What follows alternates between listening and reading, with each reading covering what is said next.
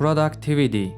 During the early days of Industrial Revolution in the 18th century, the economist Adam Smith mentioned about productivity. From the end of the 19th century, the study of productivity and how to increase it in factories gained importance. Basically, productivity is that how many products or services are obtained from the factors used. These factors can be raw materials, workers, capital, or time. When it comes to the personal productivity, our most important resource is time. Time is distributed equally to people, and how to use time is an important factor to reach your goals. These goals could be anything from learning new language, improving your skills, making more money in a business, or some people want to get out of the office faster to spend more time with their families. Some people want to have energy left at the end of the day to separate time for other activities and hobbies. Whether your goal is getting more money or achieving a perfect work-life balance, to achieve maximum productivity,